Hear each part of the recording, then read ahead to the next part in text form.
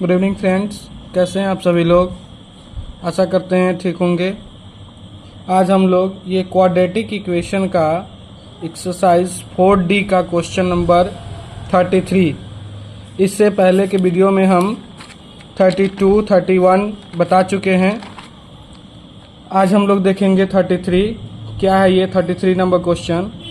तो क्वेश्चन कह रहा है कि if the price of book reduced by 5, if the price of book reduced by 5, a person can buy 4 more books for rupees 600.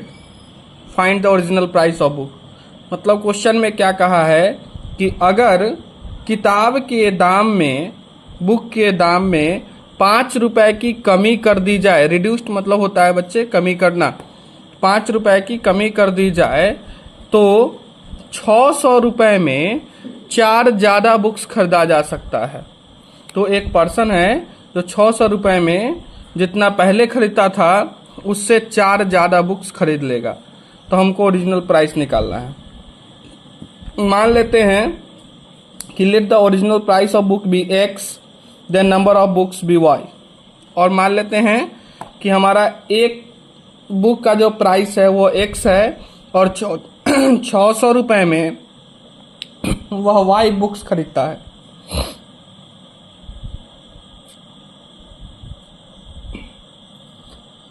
अब from question से चलते हैं। तो क्वेश्चन में हमारा क्या कहा कि अब एक बुक का दाम हम लोग x मान लिए हैं और total number of books y है हमारा, therefore x into y is equal to क्या हो जाएगा हमारा 600 हो जाएगा। यहां से हम लोग x का वैल्यू निकाल लिए, x का वैल्यू हमारा क्या हो गया 600 बाई y हो गया। अब फिर से क्वेश्चन में चलते हैं। तो क्वेश्चन में क्या कह रहा है कि प्राइस ऑफ बुक्स में 5 रुपए की कमी कर दी जाए, तो x में से 5 रुपए कमी कर दी जाए तो पहले कितना खरीदता था, y खरीदता था, अब कितना खरीदेगा y प्लस 4 खरीदेगा इज इक्वल टू 600। x का वैल्यू यहां से 600 बाई y इसी इक्वेशन में रख देंगे into y plus 4 is equal to 600। अब इसको सॉल्व करेंगे तो 600 इंटू वाई बाई वाई, 600 का फिर इससे गुना करेंगे तो 2400 बाई वाई हो जाएगा। फिर -5 का y से गुना करेंगे तो -5y हो जाएगा।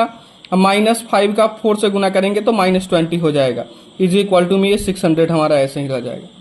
अब देखिए y से y कट गया हमारा तो बच गया 600 प्लस 2400 बाई, बाद बाकी जैसा टर्म था हम लोग वैसे ही उतार दिए। अब यहां से देखो बच्चे 600 का साइन यहां भी प्लस में है, 600 का साइन यहां भी प्लस में है, इक्वल टू के दोनों दो तरफ है, सेम साइन है, इसलिए दोनों को क्या कर दिए हम लोग कैंसिल कर दिए। अब बच गया हमारा 2400 by y minus 5y minus 20 is equal to 0। यहां से y एलसीएम ले लिए, एलसीएम ले लेंगे तो हो जाएगा 2400 minus 5y square minus 20y is equal to 0। Cross multiplication से यहाँ पर इस y के वाले टर्म को 0 से मल्टीप्लाई कर दिए तो ये हमारा क्या हो गया 0 हो गया। अब देखिए, अब इसमें से हम लोग इस इक्वेशन को, ये बहुत बड़ा इक्वेशन है, इस इक्वेशन से हम लोग -5 अगर कॉमन ले लेंगे तो हमारा हो जाएगा y square plus 4y minus 480 is equal to 0। फिर -5 को इस तरफ ले जाएंगे तो 0 को अगर -5 से डिवाइड करेंगे रिजल्ट 0 ही हो जाएगा हमारा। अब हमारा मेन इक्वेशन क्या बन जाएगा y square plus 4y minus 480 is equal to 0। यहाँ से इसको हमने सिंपल मिडिल टर्म एक्सपेंशन से सॉल्व किया है। आप श्रीधराचार्य रूल से भी सॉल्व कर सकते हैं जिसमें अल्फा और बीटा दो निकलता है। अल्फा का वैल्यू -b प्लस √d/2a और बीटा का value -b minus √d/2a, where d discriminant होता है और d का जो वैल्यू होता है वो b स्क्वायर माइनस 4ac है। खैर, हम लोग यहाँ पर इसको मिडिल टर्म एक्सपेंशन से सॉल्व किए हैं। मिडिल टर्म एक्सपेंशन क्या कहता है कि फर्स्ट वाले टर्म को लास्ट वाले टर्म से मल्टीप्लाई कीजिए, उसका फैक्टर निकालिए। कोई दो फैक्टर ऐसा होगा जिसको जोड़ के या घटा के बीच वाला टर्म हमारा निकल जाएगा। अब देखिए वही किए हम लोग, यहाँ से 480 का फैक्टर निकाले तो हमारा 24 और 20 निकला फैक्टर, इन दोनों को घटा करके 4 हमारा मिल रहा था।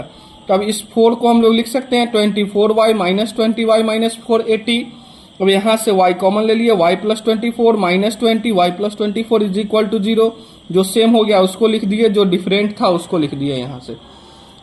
अब यहां से y minus 20 is equal to 0 हम लोग लिखे हैं। अब यहां से देखिए हम लिखे हैं number of items can not be negative so we neglect y plus 24। अब देखिए अगर हम लोग y प्लस 24 को अगर सॉल्व करते हैं तो हमारा टर्म क्या आ जाएगा, y is equal to minus 24। अब देखिए जबकि हम लोग जानते हैं कि कोई भी टर्म, कोई भी आइटम जो है, यहाँ पर y क्या था हमारा, नंबर ऑफ बुक्स था, तो बुक्स कभी भी निगेटिव नहीं होगा। आपके पास में आपको अगर कोई बोलेगा कि हमारे पास में -5 बुक्स है, हमारे पास में -7 बुक्स है, तो ये पॉसिबल नहीं होगा। तो यहाँ से y का वैल्यू निगेटिव में आ रहा था, सो इसलिए हम लोग इस y प्लस 24 को नेग्लेक्ट कर दिए और हमारा जो मेन y का वैल्यू था वो कितना निकल गया, 20 निकल गया। Therefore number of books is equal to 20।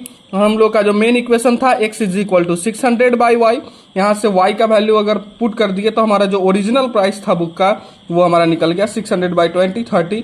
ये हमारा ओरिजिनल प्राइस निकल गया। ये क्वेश्चन नंबर हमारा 33 था।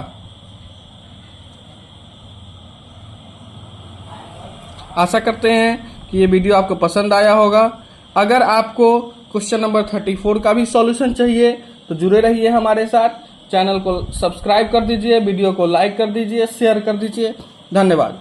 अगले ही शाम में हम या फिर आज शाम में ही कोशिश करेंगे कि दूसरा वीडियो हम डाल दें। और अगर आप लोगों को डाउट होता है तो ये हमारा कॉन्टेक्ट नंबर है,